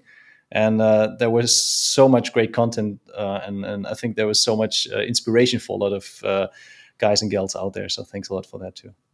That's a very, very kind and generous statement. I hugely appreciate it. And I have been not stuck, but really wanting to bring everything back to YouTube. Like everything, because it is what it is. Everybody uses YouTube, but up until recently, there wasn't a way to make a living doing it. If you and folks, if you don't know, it takes a lot of time. What Dan and Andy are doing here, it takes a lot of time to put together a podcast, to schedule things with people who are late, like me, and it does take effort. It does take time. I'm working it out right now as to the next move, but more social content and specifically live interactive that's where it's at.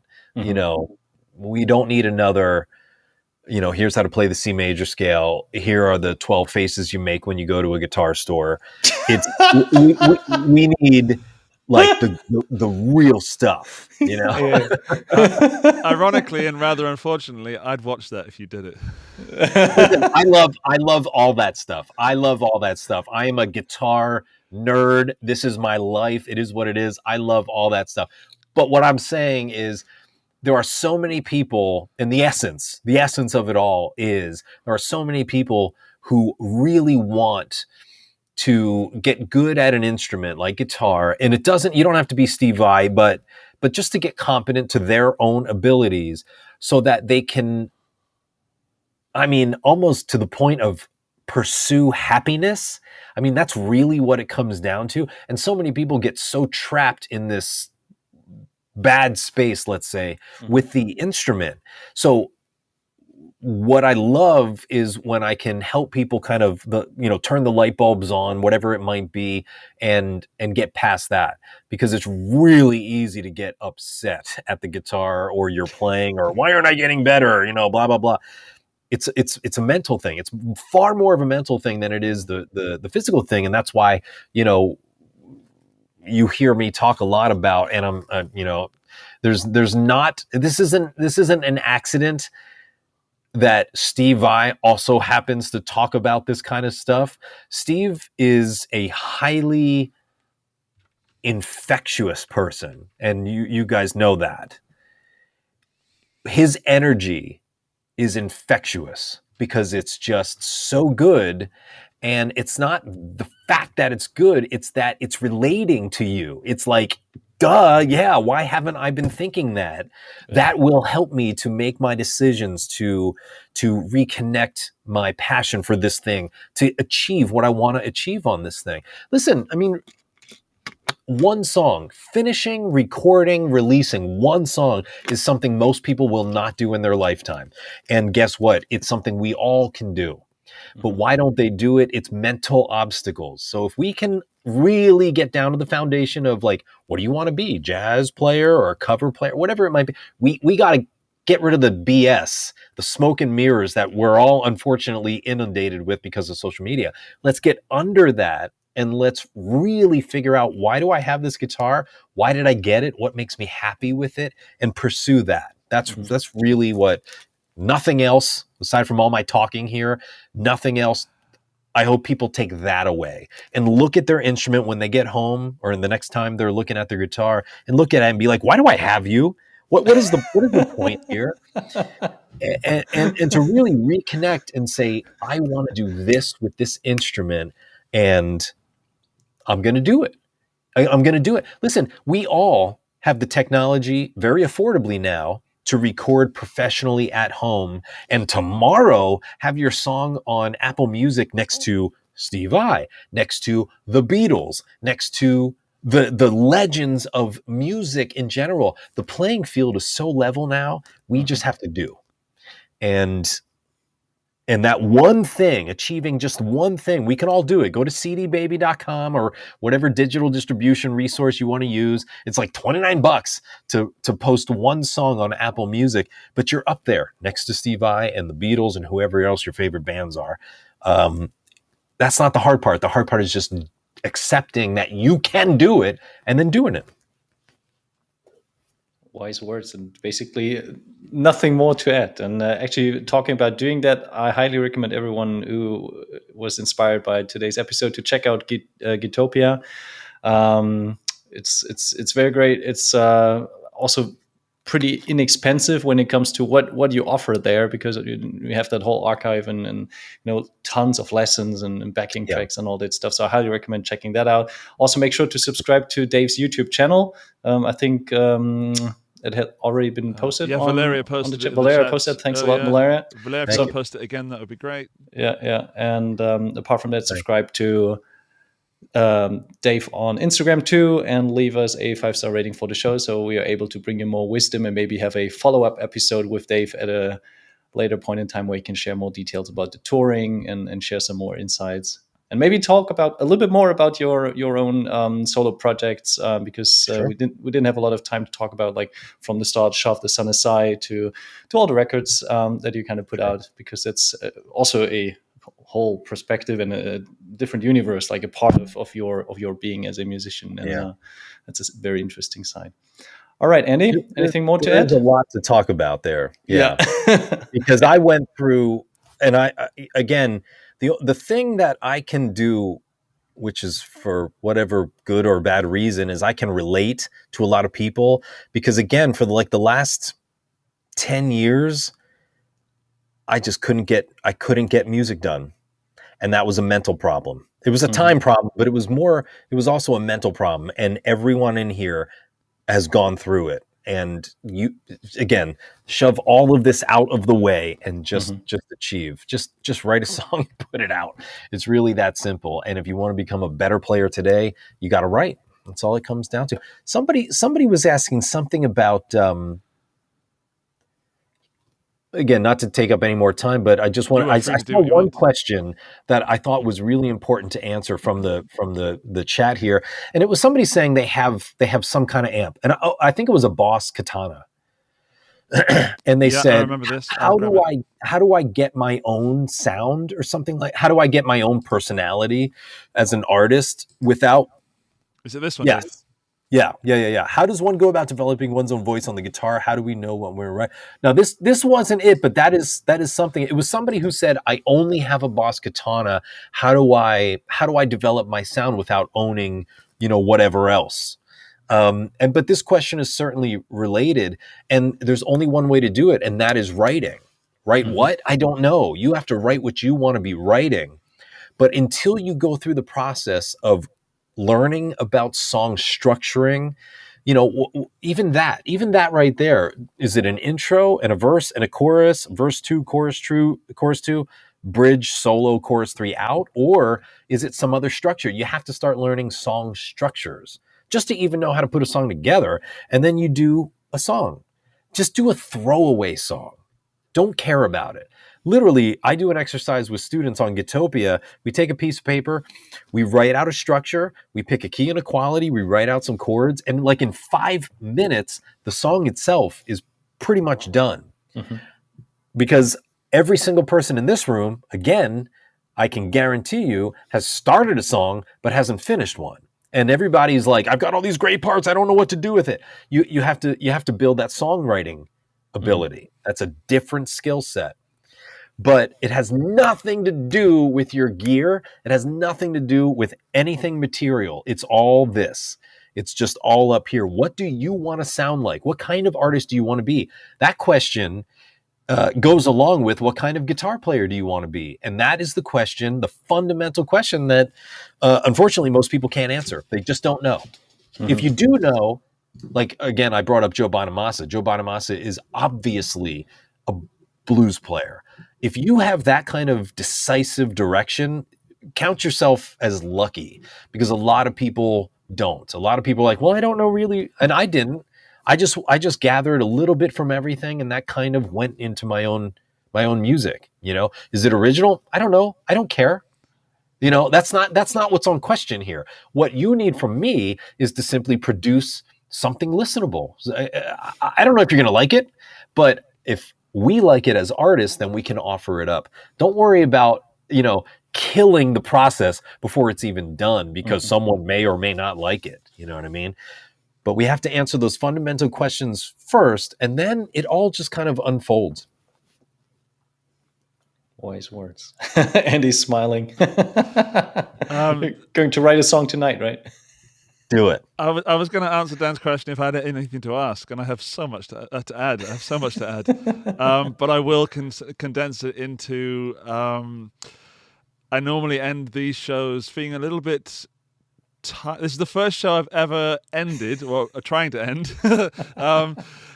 feeling more energetic at the end than I did at the beginning. Dave, you have changed me as a person. You've changed me as a guitarist. I am going to. I was going to say I'm going to wake up with a new vision tomorrow, but it's not going to be that. I already have that vision. I cannot wait to pick up a guitar as soon as this has ended. It's great. And yeah, thank you from the bottom of my bottom. And yeah, cheers. I'm happy to be at the bottom of your bottom. Thank you. I think there's nothing more to add, guys. Thanks so much, Dave. Thanks so much, Andy, and everyone for joining us on live stream. Make sure to check out next episode next week. Thanks, Dave, and looking forward to seeing you either on tour or on the podcast again.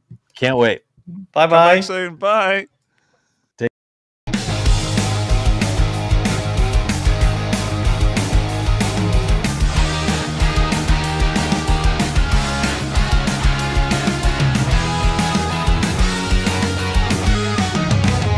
Guitar Stories Podcast, your #1 show for everything guitar.